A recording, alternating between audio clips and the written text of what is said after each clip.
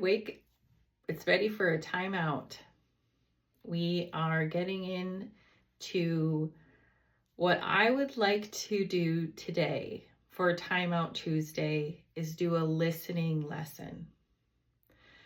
I think many times when we are looking at an honesty practice, the biggest thing that we don't do is listen to ourselves and listen to other people.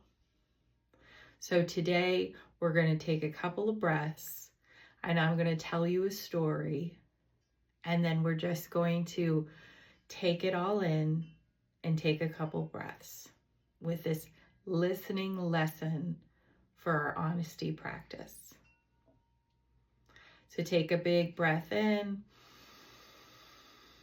breath out, one more breath in, one more breath out. Settle in a little bit. I'm going to do some box breathing, just a couple. Breathing in for a count of 4. 1, 2, 3, 4. Pause. Exhale. 1, 2, 3, 4. Pause. Inhale. 1, 2, 3, 4. Pause. Exhale. 1, 2, 3, 4, and pause. Let's do that one more time. Inhale for a count of 4. 1, 2, 3, 4. Pause. Exhale. 1, 2, 3, 4. Pause. Inhale. 1, 2, 3, 4. Pause. Exhale. 1, 2, 3, 4, and pause. One more big breath in. And I just want you to clap. Now for this listening, if you feel safe, I just want you to close your eyes and just listen to the story. Let the story take you away. Whatever comes, don't attach anything to it. Just let your body and everything just go. If you do not feel safe, always do what's best for you. I have my little prop here. The story is called The Mouse and the Apple. It was one cold day in a forest, and the dirt was on the ground, and this little mouse was coming out of his home, and he saw a bright red apple at the bottom of a tree. It looked so good and so juicy.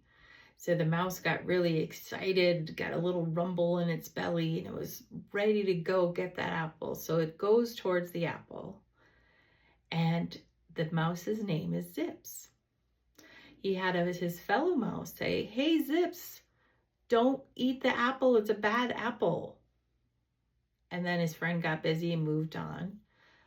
But Zips the mouse was so hungry. He was just looking at this apple and wasn't going to be deterred. So he was closer and closer to the apple, almost got there. And then a beautiful butterfly came in and says, "Zips, that's a really bad apple." And Zip looks at the butterfly and is now kind of annoyed. His belly's even growling more. And he's like, "What?" But the butterfly didn't hear him. The butterfly just went off. So he's confused, but he's just looking at this apple and it looks so good. So he's going all the way and he gets right to the apple. And he's ready to put his little paw on the apple. And then this worm popped out of the ground right next to him. It says, "Zips, don't eat the apple. It's not a good apple." And then he just goes away. So Zips was like, and he slowly turns away from the apple. And then he looks back and he's like, "It's so good." And he puts his little paws in and then he goes to bite the apple. and it's plastic. His poor little tooth got stuck in this little plastic apple. And he's struggling to get his tooth out. And all of a sudden his friend flips, the mouse comes, and the butterfly comes, and the worm pops back out of the ground. And all of them pull zips from the apple. And he gets out, and he gives a big smile, but he's missing one tooth. And he saw all of these beautiful beings trying to be honest that the apple wasn't a good apple.